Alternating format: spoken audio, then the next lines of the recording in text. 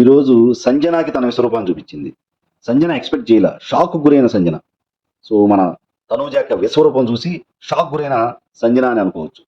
So మన తనూజ అంట నిఖిల్తో friendship అయ్యి కళ్యాణ్ని వదిలేసిందంట.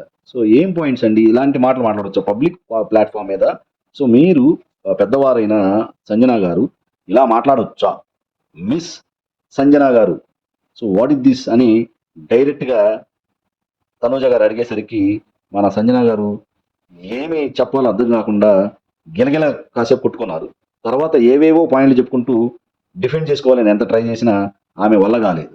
సో మీరు ఏదైనా ఎవరినైనా టార్గెట్ చేయదలుచుకుంటే, ఫర్ ఎగ్జాంపుల్ కళ్యాణ్ టార్గెట్ చేయదలుచుకున్నారు అనుకోండి, కళ్యాణ్ గురించి మాట్లాడండి. సో కళ్యాణ్ తనూజ చుట్టూ తిరుగుతూ ఉంటావు నువ్వు.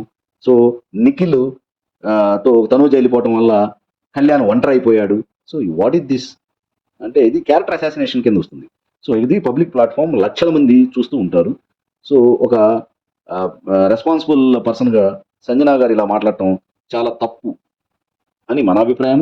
అదే పాయింట్ కుండ బద్దలు కొట్టినట్టు మన తనూజ గారు సంజనని అడిగేసరికి సంజన గారు అవాక్ అయిపోయింది.